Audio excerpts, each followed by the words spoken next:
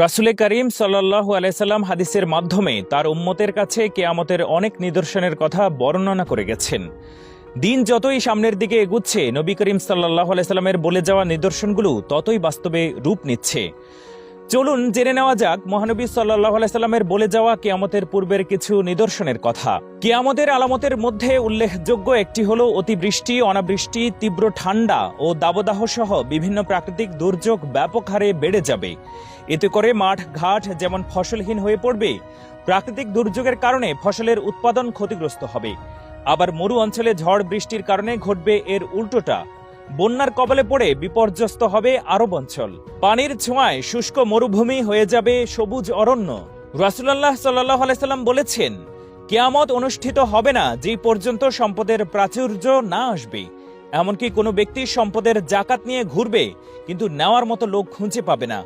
আরবের মাঠ ঘাট তখন চারণভূমি ও নদী নালায় পরিণত হবে। এটি মুসলিম হাদিসের 2229 নম্বরে উল্লেখ করা আছে। কোরআন হাদিসের ভাষায় আরব বলতে গোটা আরব উপদ্বীপকে বোঝায়।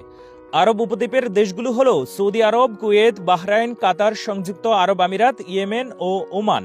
ইলম উঠে যাওয়া কিয়ামতের অন্যতম আলামতগুলোর একটি, পাশাপাশি এটি উম্মতের মাঝে ছড়িয়ে পড়া ভয়াবহ একটি ফিতনা।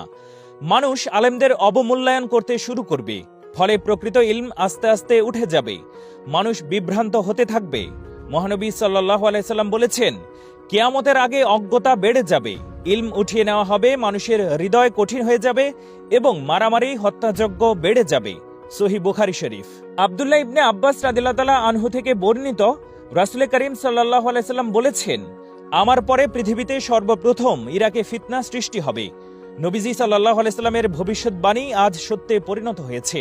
আবু হুরায়রা রাদিয়াল্লাহু তাআলা আনহু থেকে বর্ণিত, রাসূল সাল্লাল্লাহু আলাইহি সাল্লাম বলেছেন, মানুষের মধ্য থেকে যখন আমানতদারিতা উঠে যাবে, তখন তোমরা কিয়ামতের অপেক্ষায় থাকো।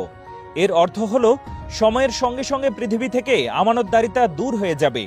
আর বর্তমানে ধোঁকাবাজি, প্রতারণা ও চুরিচামারি এত পরিমাণে বেড়ে গেছে যে পৃথিবীতে আমানতদারিতা নেই বললেই চলে।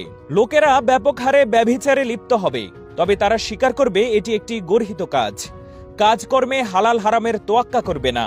সুদের চর্চা সমাজে অধিক পরিমাণে ব্যাপৃত হবে।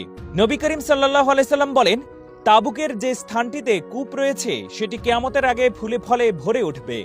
আজ আমরা দেখতে পাচ্ছি তাবুকের ওই স্থানটি রীতিমতো বাগানে পরিণত হয়েছে। কিয়ামতের বড় বড় আলামত এখনো পরিদৃষ্ট না হলেও ছোট ছোট আলামতগুলো এমনভাবে সর্বত্র বিস্তার লাভ করেছে যা রোধ করার ক্ষমতা কারও নেই।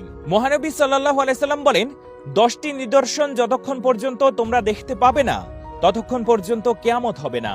তা হলো ধোঁয়া, দাজ্জাল, দাব্বাহ বা জমিন থেকে একটি জন্তুর বের হওয়া, পশ্চিম দিক থেকে সূর্যোদয়। কিয়ামতের 100 বছর আগে মাত্র একদিনের জন্য পশ্চিম দিক দিয়ে সূর্য উদিত হবে।